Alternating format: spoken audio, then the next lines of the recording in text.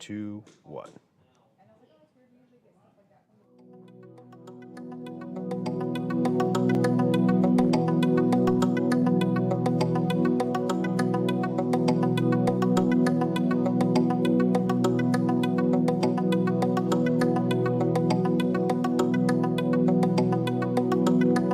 First, live, local. This is Fox 12 Now. And hello, everyone. Welcome to Fox 12 Now. I'm Greg Nibbler. As always, appreciate you joining us here on this Monday. We start live streaming every weekday at 1 p.m. Pacific. We're on our website, our apps, and on Facebook and YouTube as well, so lots of places to find us. And as always, I recommend downloading that Fox 12 Oregon app. Great way to watch this show and all of our other segments. Right now, though, we are talking about Southern Oregon, Southeast Oregon in particular, and, well, really, I guess all of Southern Oregon, because we're talking about a designation that just came out today about an area out down there being designated one of the world's largest dark sky sanctuary. I promise I'll get it out. I did say it was Monday. So Dark Sky Sanctuary there in Southern Oregon, really amazing place to go watch the stars. And we're going to talk all about that right now with our expert. We have Bob Hackett from Travel Southern Oregon joining us. And Bob, thank you very much for being here with us today. Really appreciate it. And obviously this honor being announced publicly today for Southern Oregon, really incredible and well-deserved. And we're going to talk all about that. But I thought to start off, could you just tell us a little bit about yourself and Travel Southern Oregon? Yeah, I am the executive director of Travel Southern Oregon. We are what's called the Regional Destination Management Organization for Southern Oregon. And Southern Oregon in our world means Jackson, Josephine, Douglas, Lake, and Klamath counties. And so the Outback, the sanctuary designation, the dark sky work that we're getting recognized for today, really was all out in Lake County. It's been a long time coming, so we're really happy about it. Yeah, and when you say Outback, can you give an explanation of that as far as the Oregon Outback and what that is? Sure. I think the designation today, the recognition today is for an area in Lake County, 2.5 million acres in Lake County, which, as you said, really it makes it the largest dark sky sanctuary in the world. But we've been working with partners in Harney and Malheur County as well, all along. So, I think if you think everything from the Idaho-Nevada border, all through that Great Basin landscape, all the way over, Summer Lake up to Fort Rock, up into Christmas Valley would be what we would think of as the Outback out there. And talking about the dark sky sanctuary designation, can you give us just a basic definition of what a dark sky sanctuary actually means? Sure. And what this means is really DarkSky International is, as it says, an international organization. They started to fight light pollution that's just becoming more and more rampant across the globe. They have a Dark Sky Places program where they have a very rigorous certification process for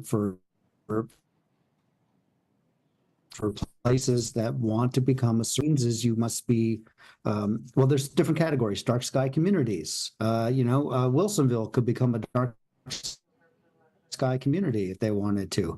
There are dark sky parks, state parks, national parks. There are dark sky reserves, which are big mixes of lived in areas and remote areas. And then there's dark sky sanctuaries, and dark sky sanctuaries are the most pristine sky. They're very, very remote. They tend to have not a large population base at all, if any. And so the dark sky sanctuary designation that we got for what is really in effect Eastern Lake County. It's not Lakeview. It's not in the boundary. Think east of Lakeview.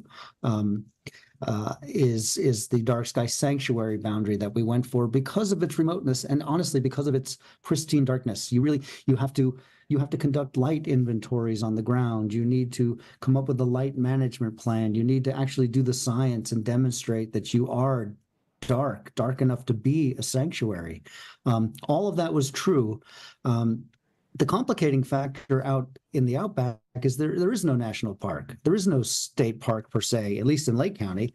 And so what we needed to do is come up with a group of partners, which are really federal and state land agencies. And so there's 8 agencies that have come together to agree on a light management plan, an outreach program. We're talking Forest Service, BLM, Oregon Department of Fish and Wildlife, ODOT, Department of State Lands, U.S. Fish and Wildlife, Lake County commissioners.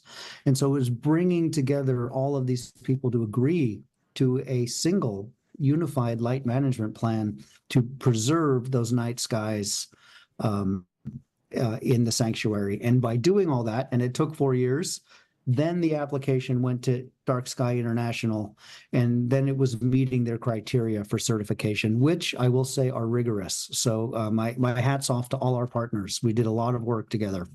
I mean, that's an incredible amount of cooperation between a lot of different governmental organizations to make that happen. I mean, and then 4 years, as you mentioned, of working on that. I mean, and at its core, a dark sky designation, whether that is a city, a sanctuary, or some of those other certain ways that classifications that you had, really at its core, a dark sky is something that's absent of human-made light, right? So you don't have that polluting what you would be looking up at the sky.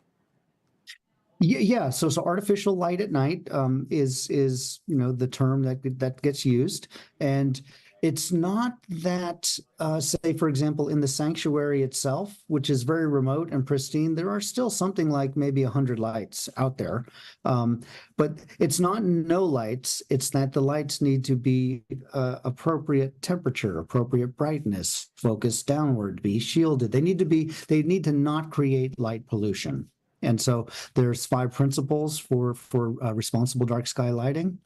And all the agencies, when you really start talking to them, they don't have a problem with this. No, people don't want to light pollute, particularly remote areas. A lot of it is awareness, consciousness, access to the correct fixtures. A lot of it is just simply logistic, actually. Really, yeah, just figuring out, the where and how things should be placed. Yeah, and making sure that land managers feel good that their mission, like every ODOT has a different mission than Department of Fish and Wildlife, than the BLM, and syncing up everybody's mission in this effort. It wasn't hard. It just takes time. It takes a lot of conversations with the different agencies to all agree on those points of alignment. But they're there, and that's how we got there. Well, looking at it from the standpoint of the specific area of the state and really of the country, you have some maps here that have been put out that kind of give a good idea, taking a look at light pollution and just why this area is such a perfect place for this. Because as you can see, I mean, I'm sure you can explain this, but I mean, it's pretty obvious. The eastern half of the U.S., that's a lot of lights going on.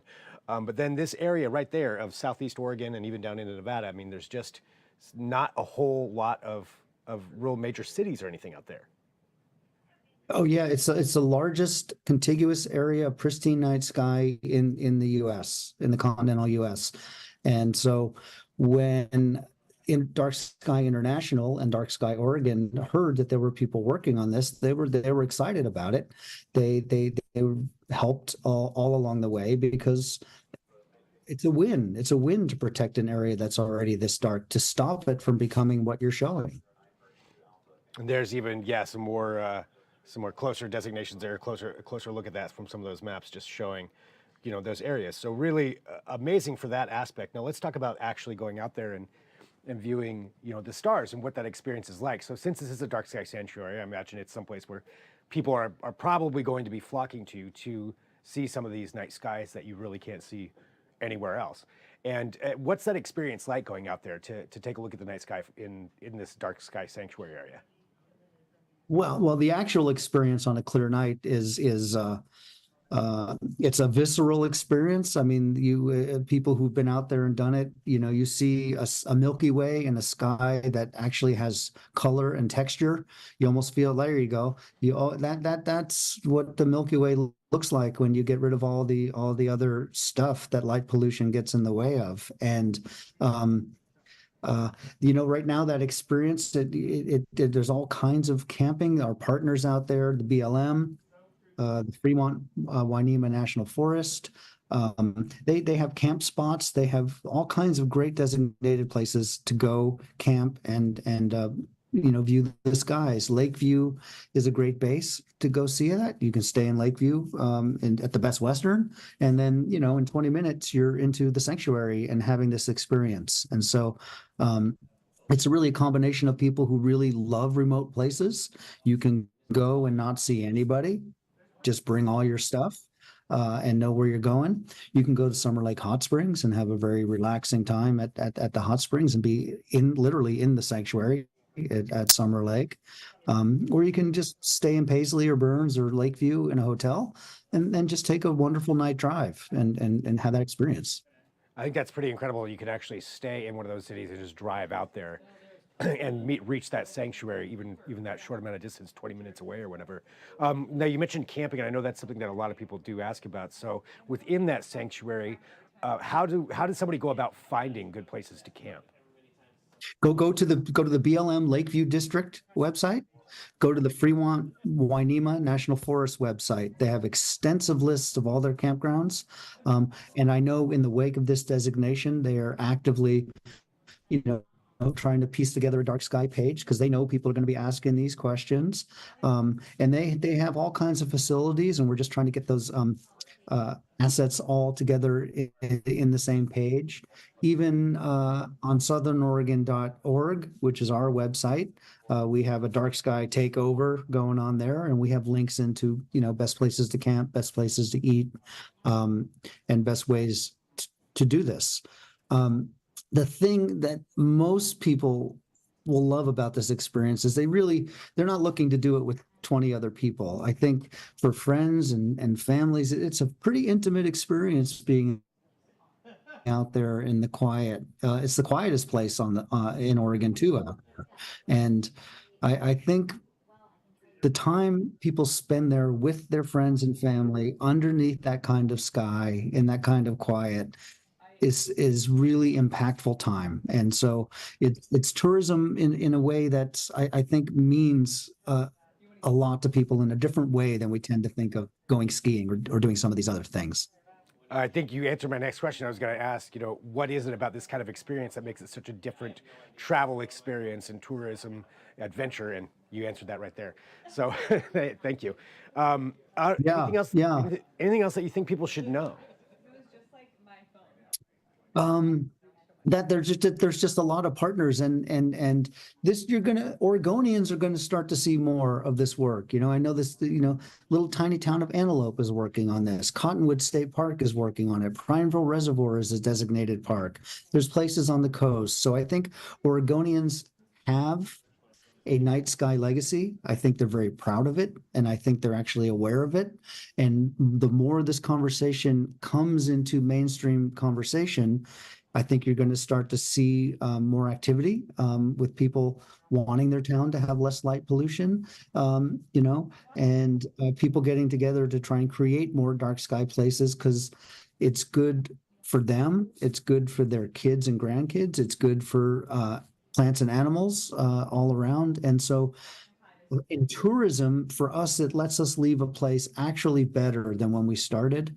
And that's a goal for us. In Oregon, we don't like to do exploitative tourism. We really like to do tourism that Oregonians can be proud of. And I think that was always a guiding principle with this work.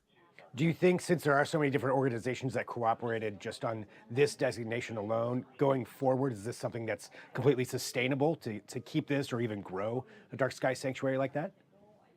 Yeah, well, there's the doors open for areas of Harney and Malheur. It's quite possible this 2.5 million acre sanctuary could be an 11 million acre sanctuary. There's lots of good interest for people. We just need to just sort of line up everything going forward. Having this sanctuary certified today, expanding an existing sanctuary, I believe is probably going to be a little easier than creating one ginormous one. And so, but that care has been taken. Lots of partners are ready to do that work. And I think we left enough doors open that we should be able to do that. Well, Bob, thank you very much for joining us today. And congratulations on all this hard work to make that happen. Clearly well worth it. I will say, just on a personal level, I have been out to Southeast Oregon and camped out there before the designation, but I mean, it's amazing. I mean, it's something incredible that I'd never experienced before, just seeing that many stars, excuse me, in the Milky Way like that. I mean, I would highly recommend for anybody who hasn't experienced that just to go do it. It's unlike anything else. Really, really amazing. You bet, and people are friendly, and you'll really will have a good time out there. Yeah, great part of Oregon, and now the world's largest, dark sky sanctuary. Amazing work. Well, Bob, thank you very much for joining us today. Really appreciate it. You bet, Greg. Thanks for having me on. All right, and for everybody who's watching live as well, again, this is Fox 12 Now, so we live stream here every weekday starting at 1 p.m. We cover a wide range of topics, so learning about part of our state like that, really, really cool for that dark sky sanctuary designation. But coming up here at 1:30 p.m., we are going to be talking about the skies a little bit more. We're talking about wildfire, though, on this aspect. U of O came out with a study about wildfire smoke and about ways that governmental organizations can better warn people about the dangers of wildfire smoke and when it's going to happen. So we're going to talk about the recommendations that they have to help us all out. That's, again, coming up at 1:30 p.m., so I'll be back on whatever platform you're watching me on. You can find me right there. Again, I do recommend downloading that Fox 12 Oregon app, but regardless, I will talk to you in about 10 minutes or so if you're watching live. I'll talk to you then. I'm Greg Nibbler. This is Fox 12 Now.